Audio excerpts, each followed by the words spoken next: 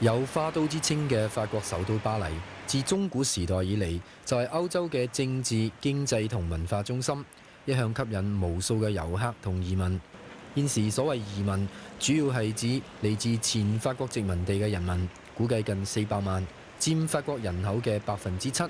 其中以北非洲嘅阿拉伯人最多，其次係非洲嘅黑人，亞裔只係佔極少數。根據80年代中期嘅法國內政部統計，法國亞裔外僑唔超過20萬，佢哋絕大部分嚟自印支半島，而其中又以柬埔寨嘅華人最多。呢一批印支華人都係喺1975年印支變色之後投奔法國，佢哋集中住喺巴黎市區，好快咁形成亞裔社團，建立起唐人街。巴黎有20個區。唐人街就喺巴黎市東南嘅13區同東北嘅20區。巴黎華人都好自豪咁指出，係佢哋將原本冷清清嘅邊緣市區變為旺盛嘅商業地帶。法國人唔中意住嘅高樓大廈都由華人承租同購買。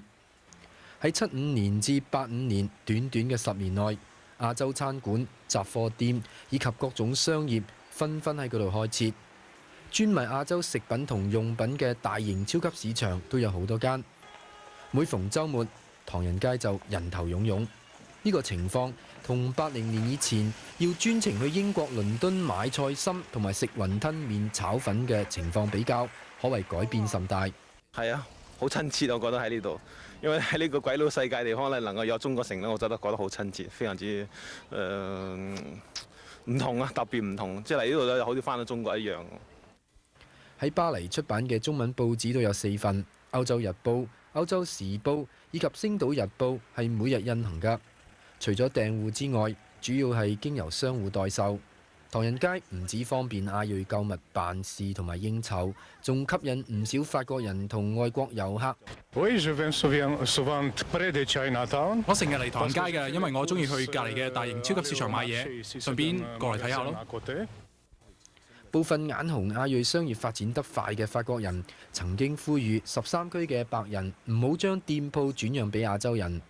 7、8年前，甚至有人話13區從來冇華人申報死亡。佢哋話嗰度嘅華人將死者私底下埋葬，然後將居留證件轉借俾其他非法居留嘅親友使用。法國最有權威嘅《世界報》深入調查之後，發現呢一種講法係無中生有。事實上，13區嘅亞裔同其他族裔鄰居相處融洽，並冇衝突。我住喺呢度已經差唔多有5、6年啦，同華人相處並冇咩問題。佢哋好安靜，自成一個社區，安居樂業，都幾好啊！喺巴黎市內多次地方選舉裏邊，13區同20區嘅法籍亞裔人士仲係政客積極拉票嘅對象。二手台記者黃侯斌喺巴黎嘅報導。